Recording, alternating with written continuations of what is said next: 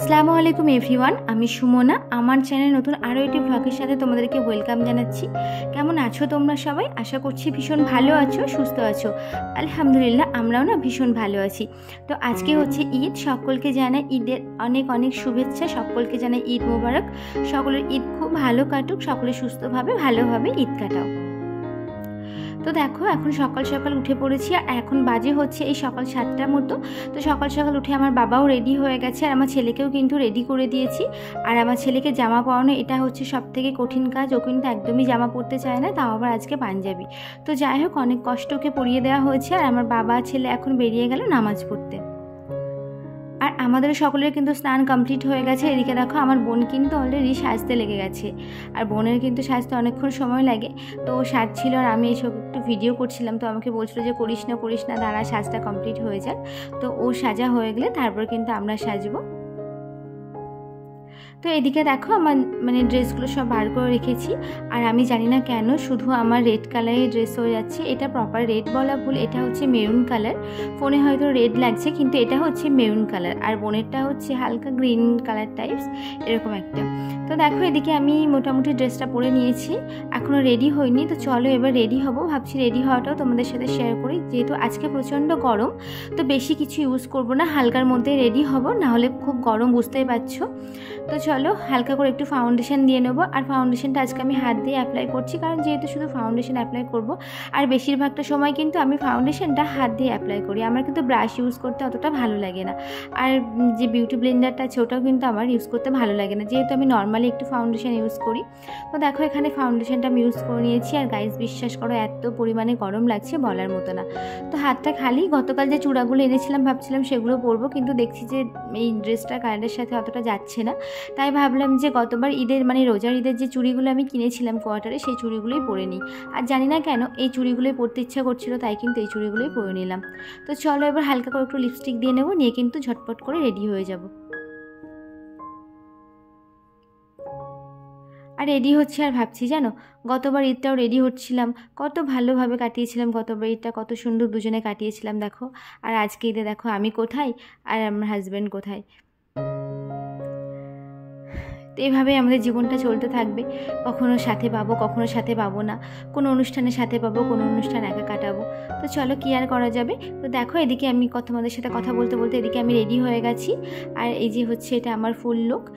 অতটা আমি বেশি কিছু করিনি, হালকার মধ্যে রেখেছি, কারণ বেশি কিছু করে আর কি হবে। আর তোমরা তো জানো, যারা আমার ডেলি ভিউয়ার্স, আমি অতটা কানের পরতে পছন্দ করি না। কানের কিন্তু আমি খুব কম পরি, আর পরলেও কিন্তু আমি বেশিক্ষণ রাখতে পারি না। সেটা যতক্ষণ না খুলবো না কানেরটা, ততক্ষণ না আমার মধ্যে কেমন একটা অস্বস্তি হয়। ওই জন্য না খুব একটা কানের পরতে আমার ভালোও লাগে না। আর হারও আমি খুব একটা বেশি ঘিঞ্জি টাইপ পরতে পছন্দ করি না, হালকার মধ্যেই পরতে পছন্দ করি। তো চলো তোমাদেরকে এবার আমার ফুল লুকটা দেখাই।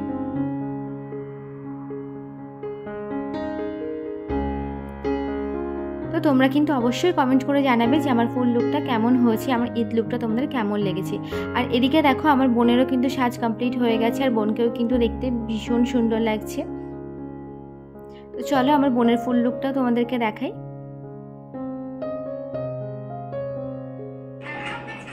হাই গাইস, ঈদ মুবারক।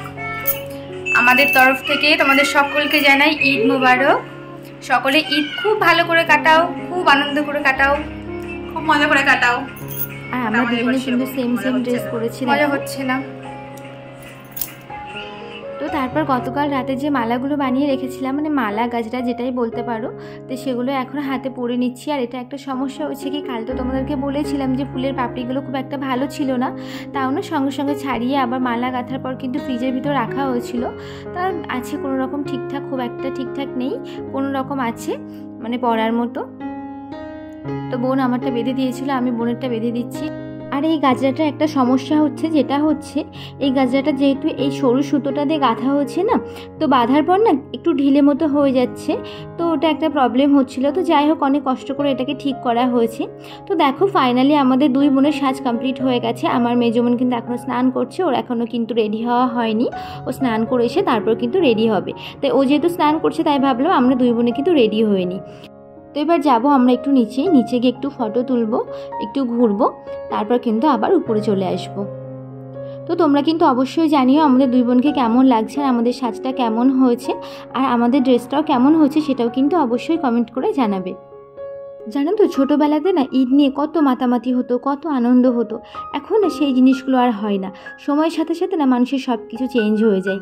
আগে ঈদ আসলেও তো 1 মাস আগে থেকে আনন্দ হবে, ঈদ আসবে ঈদে এই করব সেই করব, এই চুড়ি পরবো, এই ড্রেস পরবো, এই করব, বান্ধবীরা মিলে এখানে যাব, এই করব সেই করব, এই খাবো সেই খাবো। এখন আর সেই জিনিসগুলো একদমই হয় না। এখন যেন সব কিছু কেমন একটা পাল্টে গেছে। তো যাই হোক, সময়ের সাথে সাথে কিন্তু আমাদের সব কিছু চেঞ্জ হতে থাকে, ভালো লাগা মন্দ লাগা সব কিছুই চেঞ্জ হতে থাকে। তো দেখো আমরা এদিকে নিচে চলে এসেছি, নিচে বুঝতেই পারছো তোমরা কি পরিমাণে গরম হচ্ছে। আর ওইদিকে দেখো আমার ছেলে কিন্তু চলে এসেছে, এসে কিন্তু ও ড্রেস চেঞ্জ করে কিন্তু এমনি বাড়ি যে ড্রেস পরে ও পরে নিয়েছে। আর বোন এদিকে ফটোশ্যুট করছিল, বাইরে এতটাই গরম যে বাইরে যাওয়া যাচ্ছিল না, তো এখানেই ফটোশ্যুট করছিল। তো তারপর দেখো আমরা দুই বোন একটু বাইরে এসেছি, আর আমাদের বাড়ির সামনে দেখো কি সুন্দর ফুল ফুটেছে। এগুলো কী ফুল আমি কিন্তু জানি না, কিন্তু ফুলগুলো দেখতে ভীষণ সুন্দর। এই ফুলগুলো না ফু দিলে না কি সুন্দর উড়ে যায়। ছোটোবেলায় এই ফুলগুলো নিয়ে ভীষণই খেলা করতাম, তাই ভাবলাম যে অনেক দিন পর যেহেতু ফুলগুলো আবার দেখছি তো ছোটোবেলার স্মৃতিটাকে ফিরিয়ে আনা যায়। তো এখানে ফু দিয়ে দেখছিলাম যে সেগুলো উড়ে যায় কিনা, ফুলগুলো ওড়ে কিনা। তো দেখছিলাম যে খুব ভালো করে এগুলো শোকায়নি, ওই জন্য কিন্তু খুব একটা ভালো করে উঠছেও না।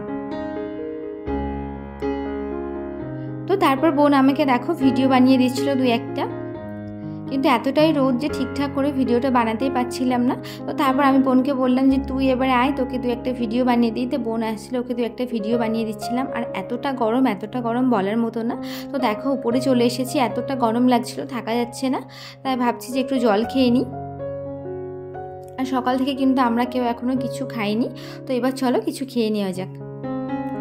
তো এই যে আমি পায়েস নিয়ে চলে এসেছি, এবার খাবো। তো চলো তোমাদের দেখাই আমাদের বাড়িতে আজকে কি কি রান্না হয়েছে। আর হচ্ছে ঘুগনি,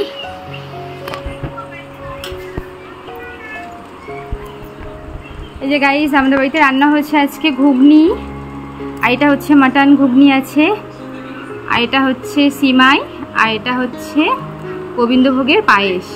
আর এই যে আমার বোন বসে আছে, খাবে এখন, ওয়েট করে।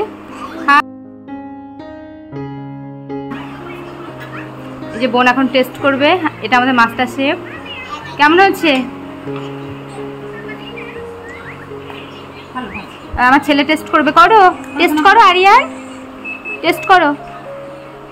ভালো ভালো বলো, কেমন ভালো বলো? অনেক টেস্টি, অনেক টেস্টি। আর তুমি শোনো শোনো, তুমি সবাইকে ঈদ মোবারক বলেছো? সবাইকে ঈদ মোবারক, ঈদ মোবারক বলো, ঠিক করে বলতো, ঈদ মোবারক। দুধ তুমি পরে শুনো। তো চলো ওদের টেস্ট করা হয়ে গেছে, এবার আমি টেস্ট করি, দেখি কেমন হয়েছে। আর আমার মা কিন্তু খুব সুন্দর রান্না করে, খুব সুন্দর পায়েস বানায়। তো দেখো এদিকে আমাদের খাওয়া কমপ্লিট হয়ে গেছে, এবার আমরা একটু রেডি হয়ে নিচ্ছি, কারণ আমরা যাব হচ্ছে একটু মামার বাড়িতে। যেহেতু কোয়ার্টার থেকে বাড়িতে এসেছি, নানি না প্রতিদিন ফোন করছে যাওয়ার জন্য, কিন্তু যাওয়া হচ্ছে না। তাই ভাবলাম যে আজকে যেহেতু রেডি হয়েছি আর ঈদের দিন, তো যাই ঘুরে আসি মামা বাড়ি থেকে, তাহলে একটু ভালো লাগবে। আর এদিকে দেখো আমরা বাইরে চলে এসেছি, আর আমার ছেলে কিন্তু ভীষণ এক্সাইটেড। আমার ছেলে যখন গাড়ি বার হতে দেখে, আমার ছেলে কিন্তু ভীষণ এক্সাইটেড হয়ে যায়। তো দেখো এদিকে গাড়ি বার হচ্ছে, আমার ছেলে কিন্তু ভীষণ এক্সাইটেড। আর হ্যাঁ, আরেকটা কথা তোমাদেরকে বলি, আমি এর আগের ভিডিওতেও বলেছি, কিন্তু যেহেতু আমাদের বাড়িটা কিন্তু রাস্তার ধারে, তাই সবসময় কিন্তু রাস্তা দিয়ে গাড়ি যায়, ওই জন্য কিন্তু আমি ভয়েস ওভার দেওয়ার সময়ও গাড়ির আওয়াজ শোনা যায়। তো তোমরা প্লিজ একটু মানিয়ে নিও। তো দেখো এদিকে আমরা গাড়িতে উঠে পড়েছি, আর গাড়ি ছেড়ে দিয়েছি, আর এতটা গরম লাগছে বলার মতো না। তো চলো যাওয়া যাক। আর অনেক দিন পর, অনেক দিন না অনেক মাস পর কিন্তু নানির বাড়িতে যাচ্ছি। তো তোমরা কে কে কিন্তু ঈদের দিন নানির বাড়িতে যাও আমাকে কিন্তু অবশ্যই জানিও। তো এদিকে দেখো তারপর আমার হাজব্যান্ড ফোন করেছে, তো ছেলের সাথে কথা বলছিল। আর এটাই দেখো একটা ফৌজির জীবন, দেখো ঈদ হচ্ছে, ঈদে কত লোক মানে আনন্দ করছে, আর ওরা দেখো ওদের ডিউটি, ওরা ডিউটি নিয়েই ব্যস্ত। আর এদিকে দেখো আমার নানার বাড়ি, এদিকে কিন্তু ভীষণ সবুজ সবুজ গাছপালা, এত সুন্দর পরিবেশ, আমার কিন্তু ভীষণই ভালো লাগে।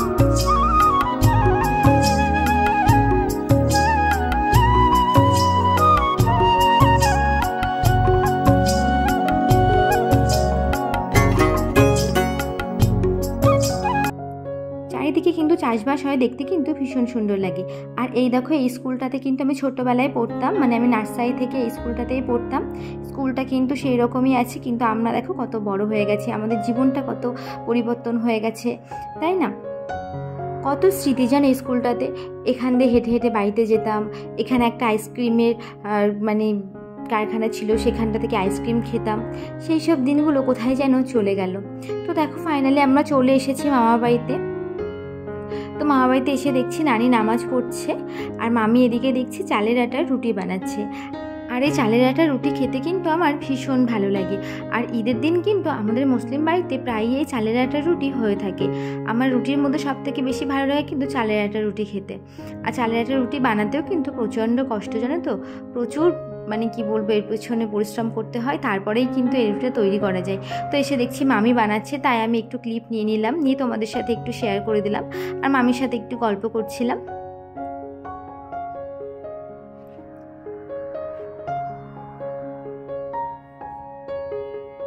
তো তারপর যেহেতু মামি রুটি বানাচ্ছে আর নানি নামাজ পড়ছিল, তাই আমি ভাবলাম যে আমরা ভাই বোনেরা মিলে একটু আইসক্রিম খেয়ে আসি আর একটু ফুচকা খেয়ে আসি।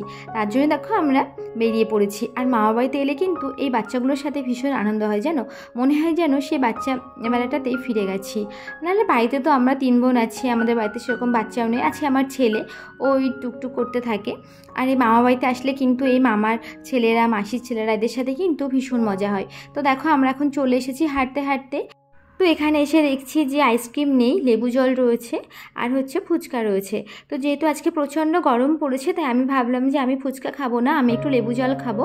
আর ওরা সকলে ফুচকা খেলো আর লেবু জলও খেয়েছিল 2-1 জন, কিন্তু আমি ফুচকা একদমই খাইনি, কারণ এত গরমের মধ্যে যদি আমি ফুচকা খাই না তাহলে কিন্তু আমার অবস্থা একদমই খারাপ হয়ে যাবে।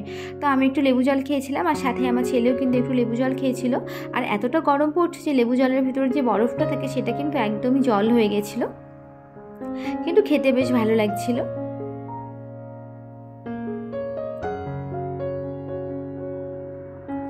তো এখানে বোন প্রথমে বলছিল যে আমি লেবু জল খাবো না, আমি ফুচকা খাবো, কিন্তু ওর এতটা গরম লেগেছে ও কিন্তু এখানে লেবু জল খেতে শুরু করে দিয়েছে। এদিকে আমার ছেলের অবস্থা দেখো, খেতে গিয়ে তো পুরো জামাটাই ভিজিয়ে ফেলেছে।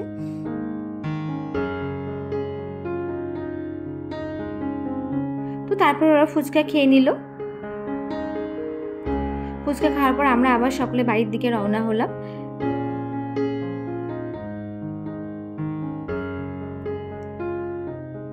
আর এদিকে দেখো কত সবুজ সবুজ গাছপালা, দেখো এই গাছটাতে দেখো কত পরিমাণে ইঁচড় হয়েছে। আমাদের ওদিকে তো এখন আর এরকম গাছ দেখাই যায় না, কিন্তু আমার মামার বাড়ির দিকটাতে অনেক মানে গাছ আছে, আম, জাম, কাঁঠাল গাছ, অনেক কিছুই গাছ আছে, একদম আমাদের কোয়ার্টারের মতো। আর তারপরে চলো তোমাদেরকে দেখাই আমার নানাদের পুরানো জমিদার বাড়ি, যেটা হচ্ছে 200 বছরের বেশি পুরানো এই বাড়িটা। আর এই বাড়িটাতে কিন্তু অনেক আগে হইচই হতো। আমি যখন ছোটোবেলায় মামা বাড়িতে থাকতাম না, তখন এই বাড়িটাতেই সবাই মিলেমিশে থাকা হতো। কিন্তু এখন দেখো আর কেউ থাকে না। বাড়িটার অবস্থা দেখেছো, উপরেও কেমন বড় বড় গাছ হয়ে গেছে, বাড়িটা কিন্তু পুরো জঙ্গলে ঢেকে যাচ্ছে। একটা সময় কিন্তু এই বাড়িটাতেই কত রমরমা ছিল, আর এখন দেখো সব কিছু যেন বন্ধ হয়ে পড়ে আছে। তো যাই হোক, ওখান থেকে এসে দেখো মামি আমাদের খেতে দিয়ে দিয়েছে। তো এখানে দিয়েছে চালের আটা রুটি, আর সাথে আছে হচ্ছে মাটন কষা। আর চালের আটা রুটি দিয়ে মাটন দিয়ে খেতে কিন্তু ভীষণই ভালো লাগে। আমার তো চালের আটা রুটি আর মাটন খেতে ভীষণই ভালো লাগে। তো এখানে দেখো আমি খেতে বসে গেছি, আর সত্যি কথা বলতে আমার ভীষণই খিদে পেয়ে গেছিলো। যেহেতু আজকে ভাত খাওয়া হয়নি, একটু পায়েস খেয়েছিলাম, ঘুগনি খেয়েছিলাম। তো তারপরে এসে খেয়ে নিচ্ছি। আর আমার নানির হাতে রান্না কিন্তু খেতে আমার ভীষণই ভালো লাগে, যেহেতু আমি ছোট্টবেলা থেকে খেয়ে অভ্যস্ত, আমার কিন্তু ভীষণই ভালো লাগে। আর আমার নানি কিন্তু খুব সুন্দর রান্না করে। তো দেখো এটা হচ্ছে আমার নানি। তো দেখো ফাইনালি আমাদের খাওয়া দাওয়া কমপ্লিট হয়ে গেছে, এবার আমরা বেরিয়ে যাব। অনেকটাই কিন্তু সময় হয়ে গেছে, প্রায় 4টে সাড়ে 4টের মতো বেজে গেছে। তো চলো এবার আমরা বেরিয়ে যাব। তো এখানে দেখো সবাইকে টাটা করে আমরা বেরিয়ে গেলাম। আর সত্যি কথা বলতে এলে কিন্তু আর বাড়িতে যেতে ইচ্ছা করে না, মনে হয় যেন এই পুচকো পাচকোগুলোদের সাথেই থেকে যাই। তো তারপর দেখো আমরা বাড়িতে চলে এসেছি, আর বাড়িতে এসে কিন্তু আমি ফ্রেশ হয়ে গেছি, মানে এখনও চেঞ্জ করা হয়নি। তো এবার আমি চেঞ্জ করে নেব। তো চলো চেঞ্জ করে নিয়ে আবার তোমাদের সাথে দেখা হবে। তো বন্ধুরা এখন বাজে 6টা মতো। তো চেঞ্জ করার পর একটু রেস্ট নিয়েছিলাম, নিয়ে দেখো আবার ড্রেস পরে নিয়েছি। আমরা এখন ভাবছি যে 3 বোন মিলে একটু 7 নম্বর যাব, গিয়ে একটু কিছু খাওয়া দাওয়া করব। তো তার জন্য এখন বেরিয়েছি দেখো। আর এই যে এটা হচ্ছে আমার মেজো বোন। তো এখানে আমরা এখন দাঁড়িয়ে আছি, টোটো করে যাব বলে, হেঁটেও কিন্তু যাওয়া যায়, কিন্তু হাঁটতে একদম ইচ্ছা করছিল না। তো ফাইনালি একটা টোটো পাওয়া গেছে, তো টোটো করে এখন যাব হচ্ছে 7 নম্বর। তো বন্ধুরা আজকের ব্লগটি আমি এখানেই শেষ করছি। ব্লগটি কেমন লাগলো অবশ্যই জানিও। ব্লগটি যদি ভালো লেগে থাকে অবশ্যই ব্লগটিকে একটা লাইক করে আমার চ্যানেলটিকে সাবস্ক্রাইব করে আমার পাশে থেকো। তো চলো দেখা হবে নেক্সট ভিডিওতে। আজকের মতো সকলকে টাটা, সকলে ভালো থেকো, সুস্থ থেকো আর নিজেদের